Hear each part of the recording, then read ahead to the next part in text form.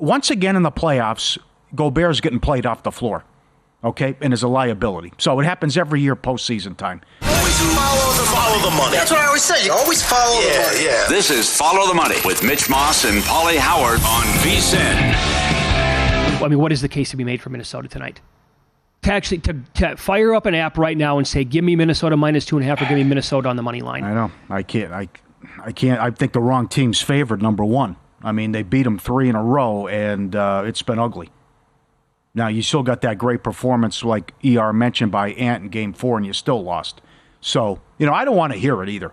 I mean, once again, it's not just this year, and it has nothing to do with Wembanyama.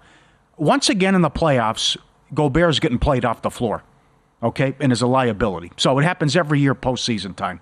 That's the other thing. And I don't want to hear, well, it's Joker, he's just unbelievable, he's hitting great shots. It's like, again, and whether you want to say he's a roamer, whatever, you shouldn't have to point to Kyle Anderson and say, you take him. That's right. When you're Defensive Player of the Year. So between what happened in Game 3, that's what I couldn't believe. Blown out and routed in Game 3. Yeah. So, well, that game, I actually, that to me was the biggest wild card of the entire series. It was because, again, the big layoff, the Nuggets really caught a break with no Jamal Murray. And then the Wolves, Paul, get inside their heads for a second.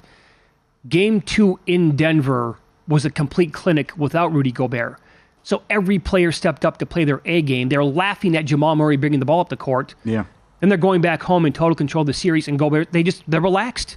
And they had too many days off to think about it. Well, I need a big one out of Naz Reid, and I don't know what I'm going to get out of Towns, though, too, because how he seemed compromised after that injury in the last game. Joker's just too good. They have the best player in the league, and he had 40, 13, and 7, and he had a perfect third quarter. So to have 40 points, 13 assists, and no turnovers, and he had 16, 7, and 4 in the third quarter alone. But the other thing has been the difference in Jamal Murray's play.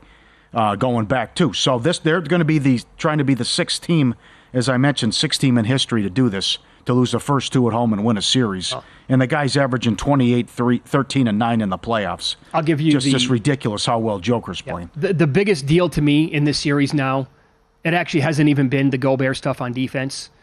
It's been the fringe players for Denver now who are playing like champions. And they are outplaying the fringe players from Minnesota who look like it's their first time ever in a big spot. And going into the series, after games 1 and 2, on the air, multiple times I said, when you rank the best players in this series, it's going to go in some order of Joker and Edwards, and then probably the third best player because of Murray's injury was Karl Anthony Towns.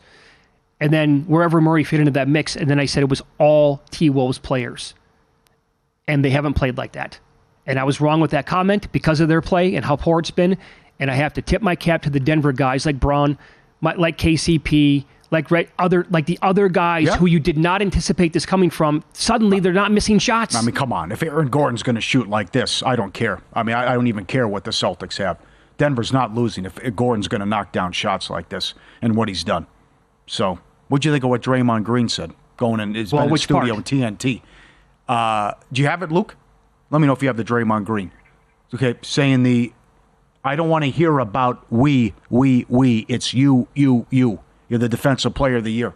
Oh, for sure. I mean, I totally agree with that, right? Yeah. I think that's a fair criticism, what Green said. I know they have a history there, but again, you're 4-time Defensive Player of the Year. You need to act like it.